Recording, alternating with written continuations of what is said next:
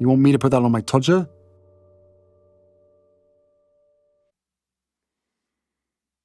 Harry's wife. Rejoice, rejoice. We can always rely upon our Antipodean cousins, Dan and Anna, to give it to us straight. And Belinda Palmada, writing for news.com.au, tells us, Brits rejoicing Harry's wife won't attend coronation. This time, of course, the rejoicing of a nation is actually to be believed. In the past, Harry's wife tried to tell everybody that South Africans all rejoiced in the same way as when Nelson Mandela was freed from prison when they learned of her marriage to Prince Harry. She claimed that that was what was stated by a cast member of The Lion King. We all know that that was utter bullshit and is part of her deluded grandiosity.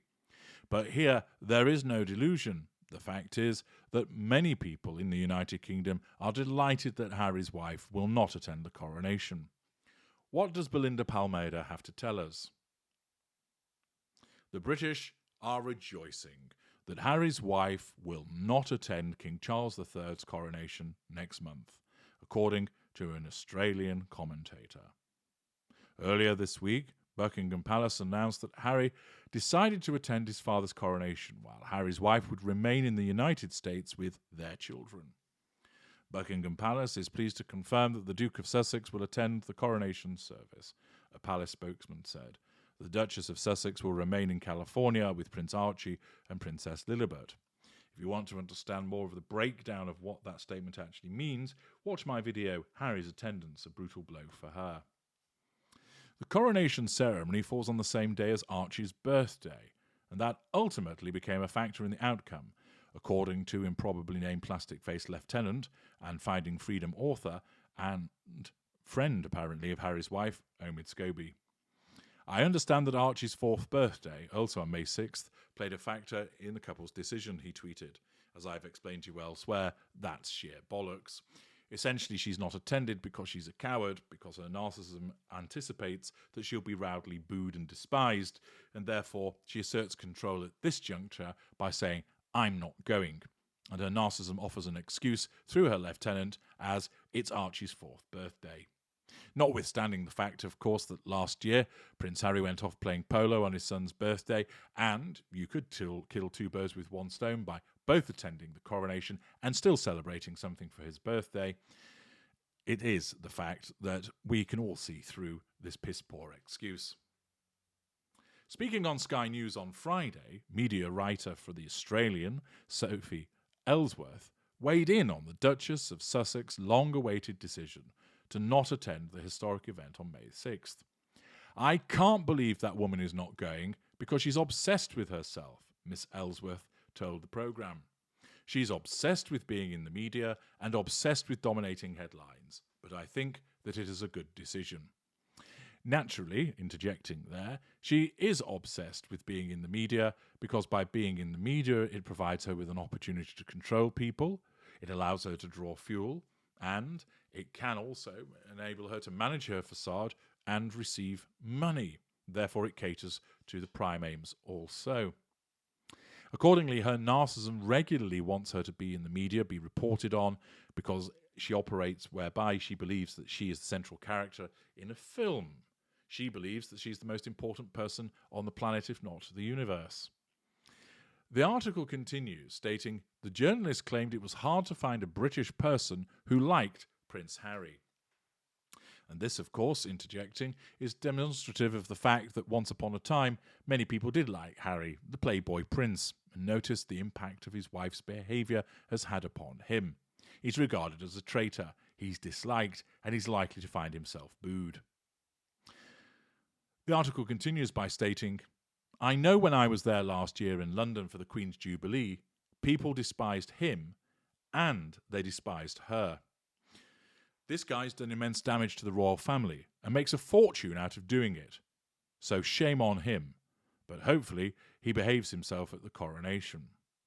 Ms. Ellsworth also commented that Sarah Ferguson, Duchess of York, not being invited to the coronation was a bit rough. People love Fergie. I think she's a bit of a character of the royal family, she said. Look, she did have a lot of issues when she married Prince Andrew. She made headlines for all the wrong reasons. I think people would much rather her get an invite than Harry's wife. Undoubtedly, that's got to be true, but you know that's up to them of who they decide, and clearly she's not on the list.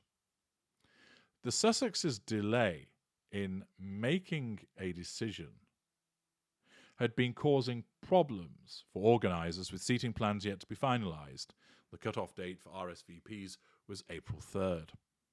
Their invitation came just a couple of months after the release of their Netflix docuseries, Harry and Harry's Wife, and the Duke's bombshell memoir, Spare, both of which depicted the royals in an extremely unflattering light, exposing their issues with the monarchy and specific members of his family. Meanwhile, Fergie reacted publicly to the lack of an invitation despite still living with her ex-husband Prince Andrew.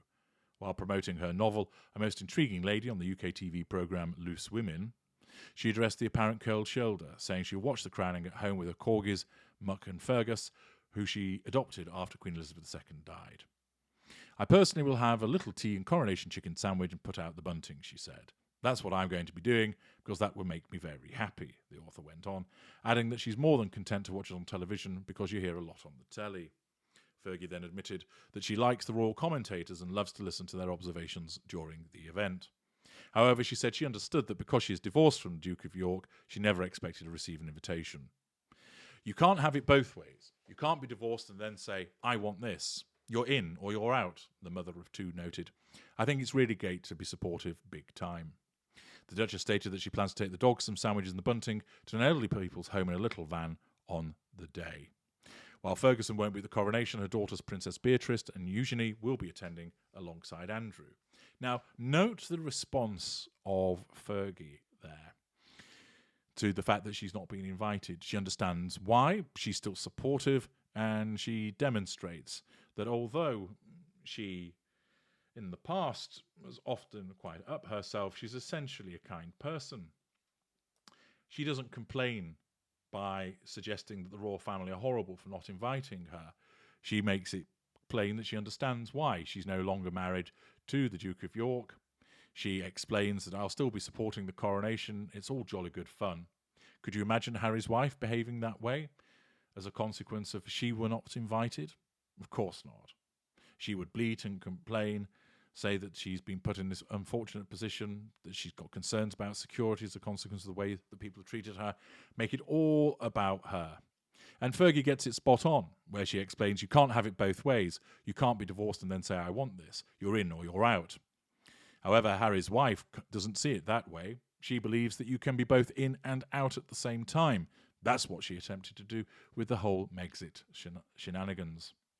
The fact is, however, most people in the United Kingdom, if they care about the coronation, will be pleased that she's not attending.